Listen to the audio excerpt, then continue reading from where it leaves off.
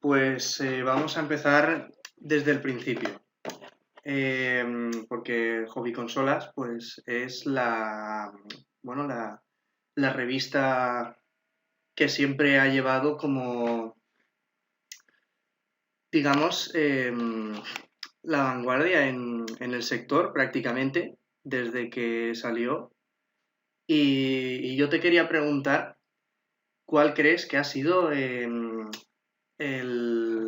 la clave del éxito no ya solo de hobby consolas, sino de también antiguamente de hobby press, cuando Micromanía y Micro Hobby, la clave del éxito de tantos años, saber renovarse, saber adaptarse a lo nuevo, que me cuentes un poco las claves del éxito de todos estos años. Bueno, en cuanto a Hobby Press, los primeros años, una parte importante del éxito es culpa de José Ignacio Gómez Centurión, el dueño de la compañía y fundador de la empresa, que no tuvo miedo en lanzarse en revistas, bueno, lanzarse a editar revistas de informática cuando aquello era algo muy minoritario. A la vez, todas estas revistas están acompañadas del éxito de los productos que tratan. Y es que Centurión lanza Micro Hobby y se produce a la vez una explosión del Spectrum en nuestro país. Con Micromanía llegan otros microordenadores de 8 bits como Amstrad, Commodore 64 y MSX, y ya comienzan los primeros modelos de 16 bits tipo Amiga, Atari ST y PC, además de las consolas. Siempre que ha habido un mercado, o no siempre, durante los primeros años, HobbyPress tenía un producto preparado para cualquier mercado que surgiera. Y ese es un muy buen ejemplo de cómo nace y por qué tiene éxito Hobby Consolas. Y es que son las propias compañías, en particular dos amigos, Paco Pastor y Andrew Bagney, que trabajaban juntos en Herbe y se separan, tienen una pelea. Por un lado, Paco Pastor comienza a trabajar en Sega y por otro, Bagney comienza a distribuir Game Boy y puja porque le den la distribución de Super Nintendo que llegaría unos meses después.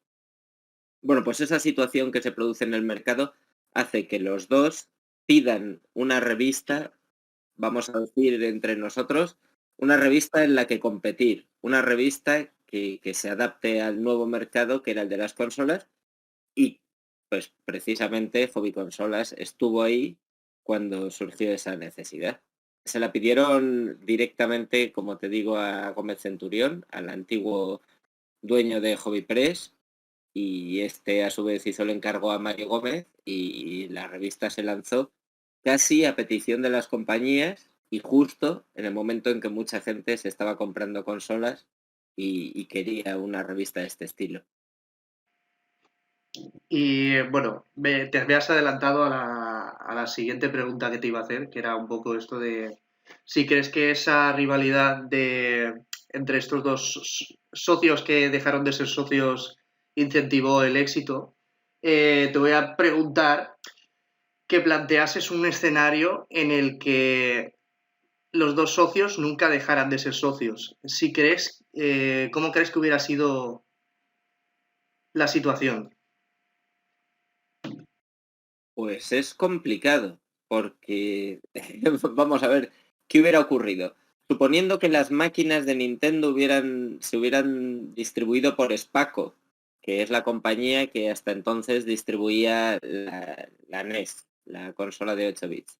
Creo que el éxito de Game Boy y de Super Nintendo hubiera sido mucho menor, y seguramente Sega hubiera arrasado en el mercado español.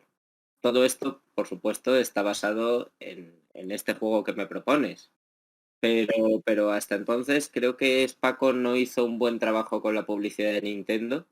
Hay un par de campañas que todo el mundo recuerda, la de Ven al mogollón, ven a la Nintendo de 1990 y un par de ellas más, pero digamos que era una compañía la distribuidora en España, no Nintendo, era una compañía que todavía no se defendía en el nuevo mercado. Y respecto a las revistas hubiera funcionado igual, porque al fin y al cabo, Herbe, que tenía la distribución de un montón de marcas, he hablado de Game Boy y Super Nintendo, pero eran, por ejemplo, también aquellos que llevaban LucasArts, pues necesitaba un territorio en el que publicitarse. Era impensable que un videojuego saltase a la televisión por los costes de los anuncios. Así que la prensa escrita era su lugar. De hecho, Internet no existía. Así que prácticamente por necesidad, em, pues eso, hubieran demandado revistas dedicadas solo a consolas. ¿Y crees que las personas que con el auge de Internet crearon webs y blogs para hablar de videojuegos, hablamos de Mary Station, de Vandal, de 3D Juegos, ¿crees que en aquella época hubiesen sabido llevar una revista de videojuegos o un medio especializado? Pues mira, puedo decirte que las personas que trabajan, como has dicho, en 3D Juegos, Vandal y Mary Station, son amigos míos, así que creo que por supuesto se hubieran defendido. Pero también es verdad que el trabajo editorial es muy diferente al trabajo online. No solo hay que bregar con la información, la redacción, las campañas de publicidad, sino que además hay que comprar papel, imprimir, distribuir, enfrentarse a otros plazos. Pero yo, vamos, no dudo. De hecho, había muchas revistas de papel que no se hacían en Hobby Press, que no eran hobby consolas y que también eran grandísimas revistas. Así que yo creo bueno, cada uno es un poco producto de su tiempo. Si Vandal o Mary Station surgieron como surgieron fue porque en ese momento arrancaba Internet en nuestro país, pero estoy seguro que si hubieran querido podían haber lanzado revistas también. ¿Y cuál crees que ha sido la mayor crisis de hobby consolas? Bueno, pues Hobby Consolas ha atravesado diferentes crisis. Cuando el grupo Axel Springer, que es la editorial alemana que posee, por ejemplo, La Descubrí, que compró Hobby Press cuando, pues eso cuando es quería publicar en España. tal cual. Pues a los pocos meses inicia una operación de, vamos a decir, limpieza, pero bueno, prepara la compañía para su venta. De hecho, se vendieron diferentes cabeceras. Y en aquel momento tuvimos una crisis interna que se convirtió en un ERE y se despidió a mucha gente que trabajaba, no en particular en hobby consolas, pero sí en otras revistas de la editorial.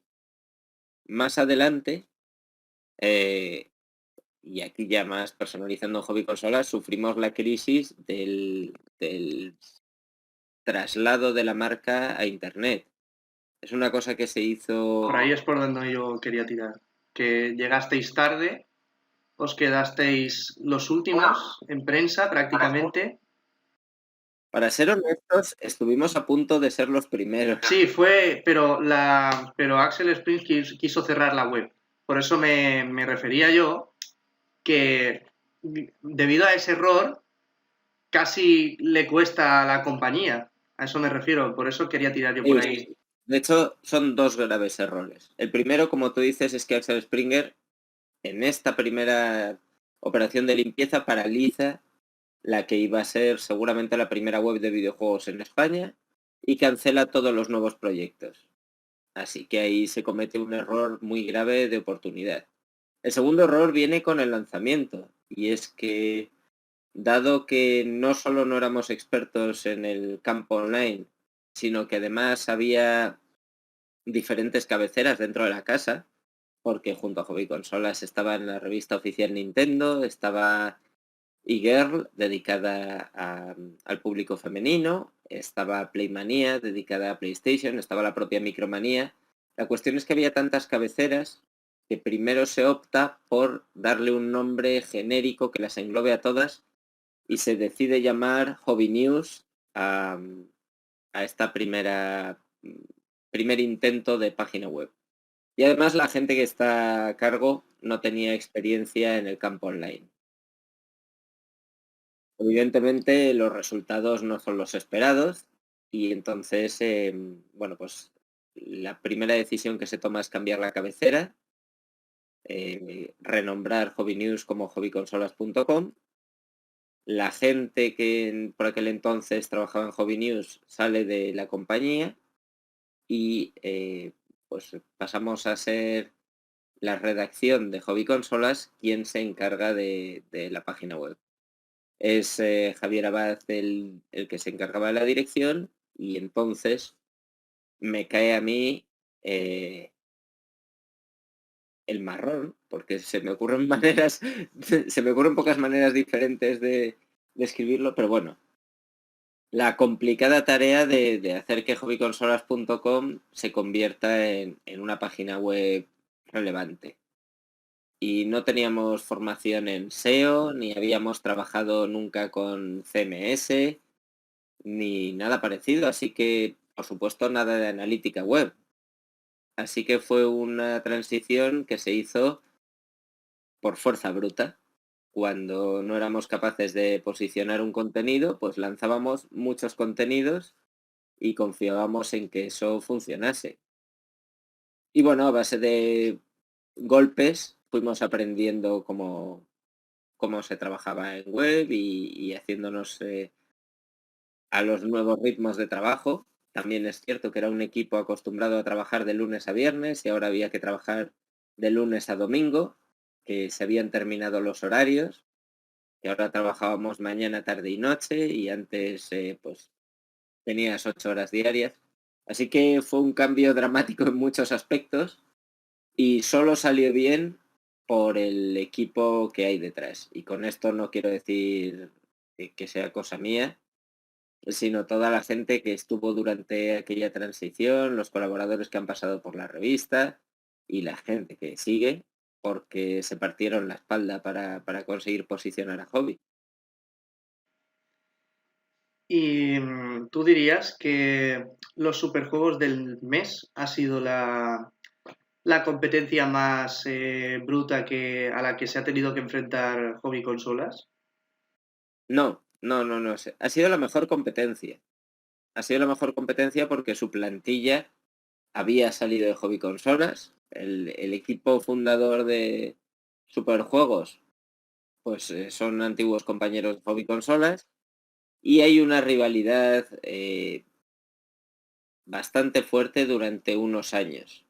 Pero Hobby Consolas siempre se mantuvo por encima de Superjuegos en ventas. De manera que no fue una competencia preocupante.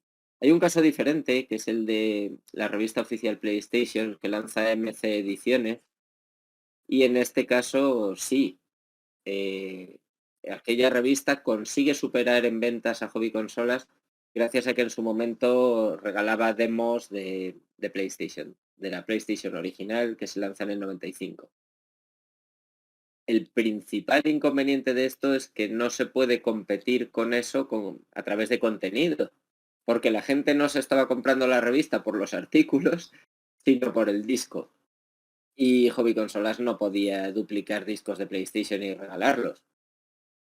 Pero también es verdad bueno, este periodo de competencia más dura, en realidad duró como mucho un par de años y después Hobby Consolas volvió a colocarse en el número 1. Bueno, tengo por aquí apuntado. Sí. A día de hoy, pues estáis innovando en diferentes formatos en busca bueno, de captar siempre nuevos públicos y tal. Tenéis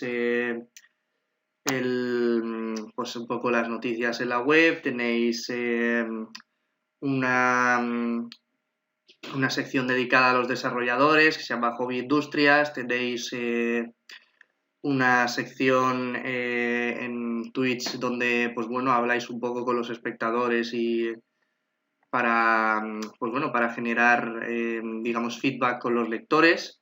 Yo quería que me comentaras un poco cuáles son si estáis estrategias nuevas o qué es exactamente lo que estáis buscando ahora mismo para seguir mejorando y seguir al pie del cañón, por así decirlo. Es, es una pregunta bastante sencilla. Has hablado de estos medios, pero hay que tener en cuenta que en YouTube también empezamos muy tarde. Cuando otras webs, en particular aquí fue Eurogamer la que revolucionó un poco el campo de los videojuegos a través de YouTube. Pues cuando ellos se lanzaron en hobby consolas, para variar, estábamos a por uvas. Así que también tuvimos que hacer un desembarco en el vídeo como medio de comunicación inmediato de videojuegos. De nuevo, se trata de la misma plantilla y de nuevo nos encontramos con el problema de que no tenemos formación pues eso, en estos nuevos canales. Así que también conseguimos hacernos un pequeño hueco en YouTube y también fue a base de ensayo y error y prácticamente gracias al talento de esta misma gente que te he hablado antes, porque tienes que tener en cuenta que hay parte de la redacción, pues ahora mismo Sonia Ranz, Alberto Lloret, Daniel Quesada y yo hemos estado en la época de papel, en la primera llegada a Internet, en la segunda llegada a Internet, en el nacimiento del vídeo y, como decías, en los nuevos canales, que son sobre todo redes sociales. Cada vez que salta una nueva red social y tiene cierto éxito, como es el caso de TikTok, Hobby Consolas lo que trata es de no perder el tren otra vez, que ya sería la tercera, sino de estar ahí y posicionarse bien y que los usuarios de esa red social sepan que también pueden consultar las noticias de videojuegos de Hobby Consolas, pues eso, a través de TikTok. Pero yo creo que nos conformamos con no volver a cometer los errores. Y ahora que mencionas todo el tema de YouTube, TikTok y demás redes sociales, vamos a sacar un poco el tema del periodista freelance. El tema de si cualquier persona que se abre un canal de YouTube o una cuenta de TikTok y decide empezar a informar sobre videojuegos, ¿se podría considerar periodista o, quiero decir, al final hay una serie de directrices y una serie de normas y de... Yo no puedo abrir un canal y empezar a hablar con un montón de subjetividad y de... De hecho, si puedes. A ver si puedo, pero la Lo hace pregunta mucha gente. va enfocada a si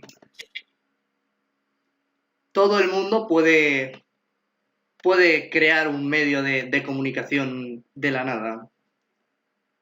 ¿Todo el mundo puede crear un medio de comunicación? Desde luego que sí. Eh, no hay ninguna ley que lo prohíba. Y el hecho de que prospere o no, seguramente dependerá o bien de los fichajes que haga o del carisma que tenga esta persona. Ahora bien, ¿son estas personas periodistas o son otra cosa? Yo creo que encajan el modelo de youtuber, vamos a decir, más habitual, encaja más, es lo que se llama creador de contenido y encaja más como figura de entretenimiento que como periodista, ya que a la parte de información añade mucho de, pues eso, de diversión, de entretenimiento y mucha subjetividad en la que el periodista no se mete, salvo que sea en géneros específicos como la columna de opinión. Y otra cosa es, se les puede llamar periodistas, bueno, pues en la misma medida que si yo le doy una patada a un balón me pueden llamar futbolista, si monto en bici me pueden llamar ciclista, en fin, lo que quiero decir es que etimológicamente seguramente sí, si publicas contenido con periodicidad eres periodista, pero no les admitirían en una agrupación profesional de periodistas, porque, bueno, pues eso requiere que se haga con carácter profesional, es decir, que vivan de ello y que se haga con rigor y se pueda considerar que lo que hacen sea periodismo. entiéndase con todo esto que he dicho, que me parece muy bien que lo hagan, ¿eh? Una cosa es que yo no lo considere periodismo, pero bueno, está bien que haya otras formas de comunicar videojuegos que no sean la prensa tradicional y a mí me parece bueno que haya alternativas. Y si Axel Springer no hubiera comprado Hobby Press, ¿cómo crees que estaríais ahora? Bueno, creo que no habría cambiado demasiado el panorama porque Axel siempre nos dio cierta autonomía.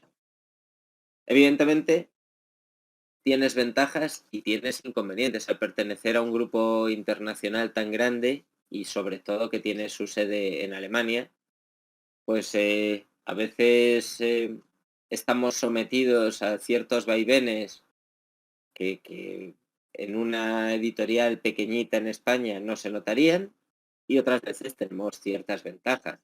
Ahora mismo Axel Springer no solo es editora de hobby consolas, es editora de Autobild, que es una revista de motor muy prestigiosa, y también ha arrancado la andadura con Business Insider, que es un medio generalista centrado en la economía, pero con un lenguaje muy del siglo XXI, con temas más actuales y demás, que se aleja un poco de la prensa tradicional.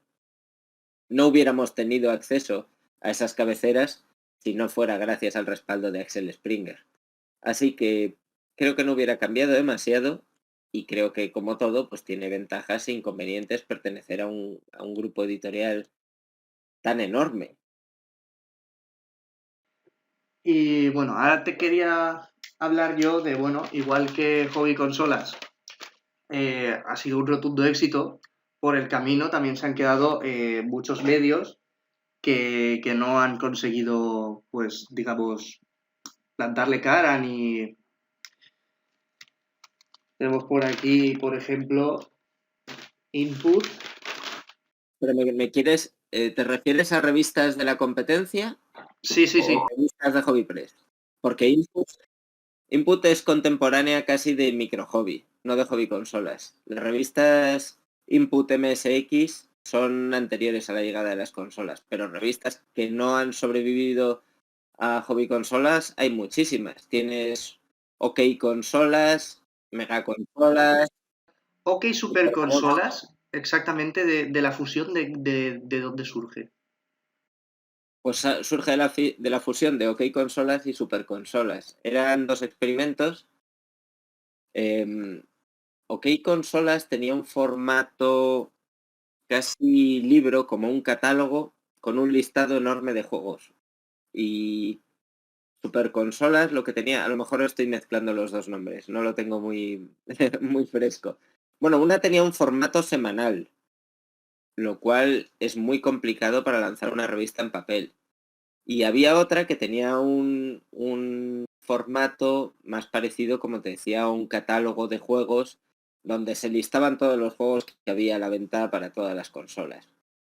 Así que, bueno, pues la editorial decide fusionar los dos y hacer una revista más del estilo al que hacía Hobby Consolas, con una periodicidad mayor, porque lanzar una revista semanal era una locura, y cuyos contenidos tuvieran esa parte de guía de compras, que también tenía en cierto modo Hobby Consolas, con las listas de éxitos y tal, y además la parte de análisis y actualidad, que es lo que define al medio. Pero bueno, por el camino se quedan muchas más. High Tech, Última Generación. Hightech, eh, última generación, sí que es de Axel Springer, ¿no?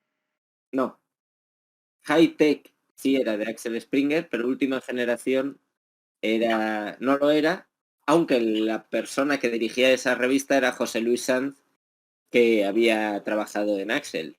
De hecho, estuvo en el número 1 de Hobby Consolas. Pues la revista de Edge, esto es más reciente, la revista de Games TM, bueno, varias revistas de PlayStation también. Bueno, ahí cada una fracasa por diferentes motivos. La pregunta va por el hecho de si crees que estas revistas se hubieran arriesgado un poco más, tal y como es un poco la filosofía la filosofía que tenía eh, Hobby Press, de pues vamos a hacer lo que no se ha hecho. Cuando Micro Hobby, la consola, o sea, ay, la consola, la revista a color. Cuando Hobby Consolas, una renovación y un... ¿Crees que todas estas revistas que se han quedado por el camino hubieran podido seguir adelante si se hubieran arriesgado más? A ver, yo creo que las dos revistas que has mencionado, Games TM y Edge, son dos revistas que se arriesgaron mucho. El problema es que se pegaron un castañazo porque eran revistas sin mercado. Edge es una revista británica. De hecho, es en la que se basan para hacer Micro Hobby. Pero cuando llegó a España no tenía, no, o sea, se dedicaban a traducir y muchas cosas se publicaban en otras revistas, entonces no tenían... Bueno, la cuestión es que esa revista, nosotros en Hobby Consolas, la propia editorial era suscriptora y yo he sido suscriptor de Edge, de la versión británica, la original, pues cerca de 15 años. Pero es una revista que está mucho más enfocada al desarrollador o a la persona que trabaja dentro de la industria que al público en general. Yo no creo que para el lector que se compra una revista en kiosco tuviera demasiado sentido entrevistar a los Bitmap Brothers acerca de, yo qué sé, Speedball 2100, que fue una portada de Edge. Porque son temas muy específicos que interesan mucho a la persona que lleva tiempo en la industria y que ha trabajado con ellos, pero que no interesan nada al lector que ve la revista en un kiosco. Así que aquello era un problema de que en España no existía suficiente público para ese tipo de publicaciones. En cuanto a Games TM, el problema estaba en que se lanza como una revista premium, por tanto, mucho más cara en kiosco, y tiene una edición muy bonita y demás, pero en realidad los contenidos tampoco marcan la diferencia. Así que es como si te estuvieras comprando una versión de lujo de hobby consolas, entiéndase la metáfora. Quiero decir que trataban los mismos juegos y con un tono parecido, pero editada, pues eso, con una tapa de cartón, con lomo y costando 3 veces más. Hay que conocer a tu comprador y está claro que los chavales que comenzaron a leer hobby consolas o los que lo leen ahora en kiosco pueden pagar 3 euros por una revista, pero muchos de ellos no podrían pagar 10 euros por esa revista. Así que bueno, pues nosotros siempre hemos procurado poner mucha calidad en los textos, pero hablarlo, o sea, escribir con un tono cercano. La intención es que un texto de hobby consolas parece que fuese una conversación con un amigo o con tu hermano, algo que no requiera demasiados conocimientos previos para poderlo disfrutar y además también ajustar el precio para decir, bueno, pues mira, a lo mejor ha habido que recortar el tamaño de la revista y demás, pero la idea es que todo el que se compraba hobby consolas pueda seguir comprándosela sin que tenga que pagar más. Y bueno, creo que ya no me queda por aquí nada más. Te quería preguntar la renovación de Superjuegos a Superjuegos Extreme, si me la podrías comparar con alguna de las tres renovaciones de hobby consolas. No, fue mucho más arriesgada. Cuando el grupo Z em, mantiene Superjuegos y la revista oficial PlayStation deciden que para que las dos revistas puedan sobrevivir, uno de los dos productos tenía que ser muy diferente. Y es el caso de Superjuegos Extreme. Entonces hacen una apuesta arriesgada también, iba a decir salvaje, quizás salvaje sea un poco exagerado, pero bueno, si se la juegan, ponen al frente de la revista John Tones y le permiten que tenga un tono mucho más canalla, si me vale la expresión. En el sentido de que es más desenfadado, un poco más malsonante si cabe, pero sobre todo le permiten que toque juegos muy de nicho que no tendrían cabida en la revista oficial PlayStation.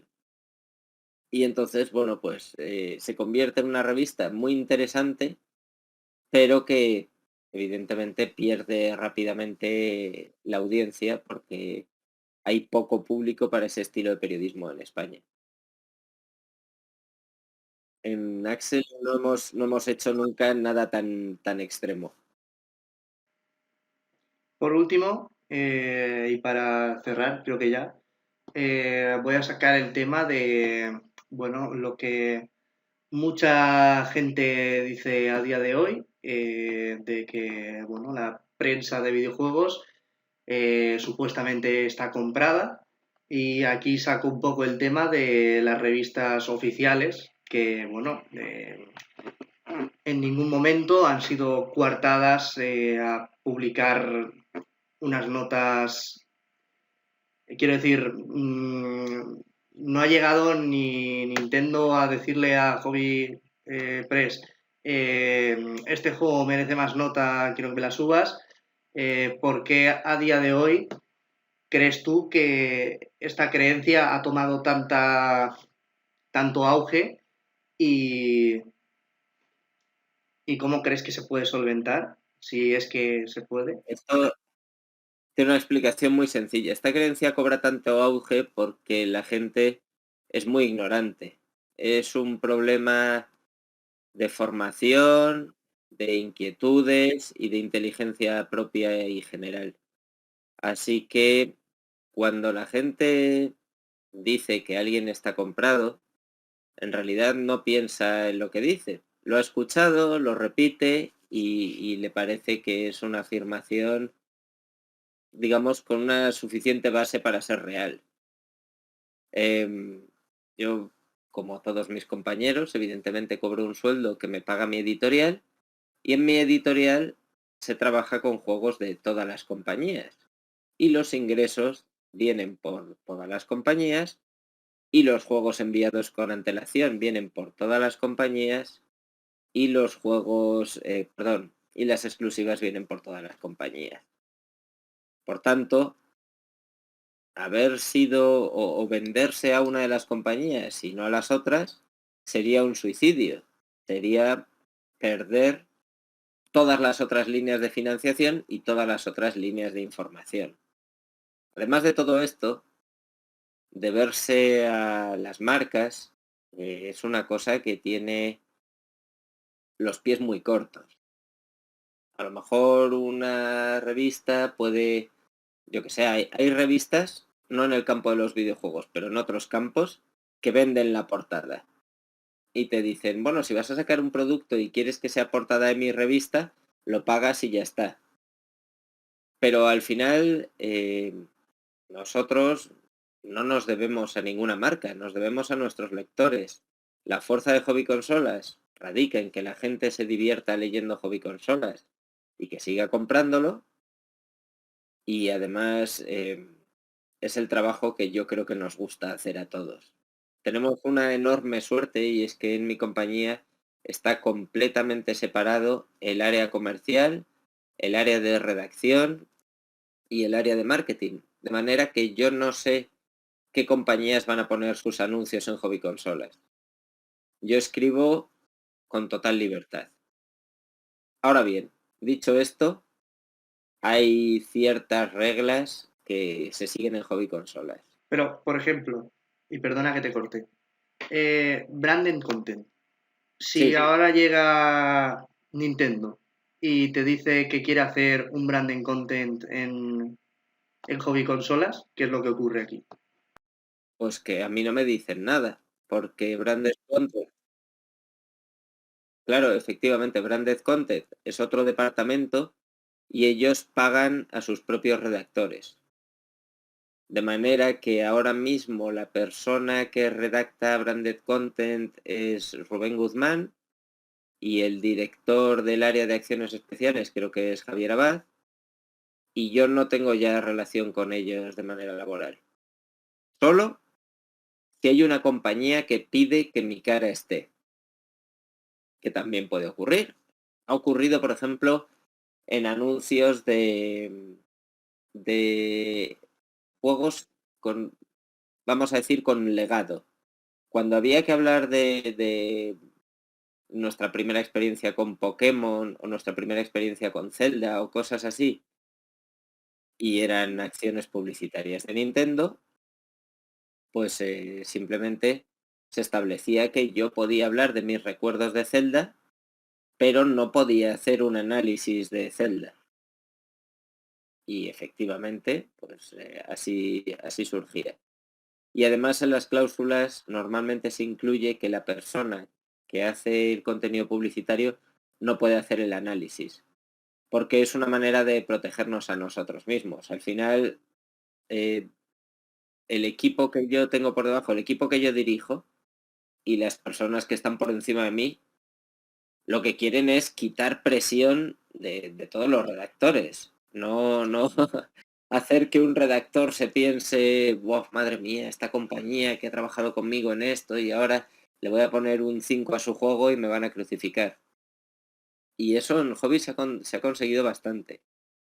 No sé cómo lo hacen otras webs, pero yo estoy seguro de que trabajan de una manera parecida. El caso de 3D Juegos, que pertenece al grupo Webedia, me imagino que la persona que gestiona la publicidad en Webedia a lo mejor ni siquiera sabe quién escribe en 3D Juegos y simplemente vende la publicidad por la audiencia, la cantidad de visitas y demás y la edad que tiene y el abanico de población que representa. Y Vandal, yo creo que también gestiona publicidad a través del español y tampoco somete a sus redactores a ninguna presión adicional. Como te decía en Hobby Consolas, tenemos una serie de reglas que sí seguimos. La primera de todas es que se mantiene el respeto. Nunca puedes, entre comillas, reírte de un juego. Si es muy malo, puedes optar por no hacer el análisis. Es decir, mira, no voy a hacer el análisis de este juego porque se va a llevar un 10 sobre 100 y al final no voy a hacer ningún favor a nadie y solo voy a poder escribir cosas malas. Por eso, casi todos los títulos que aparecen en Hobby tienen una nota de bien para arriba, bien notable o sobresaliente, porque los que son malos ni siquiera se analizan.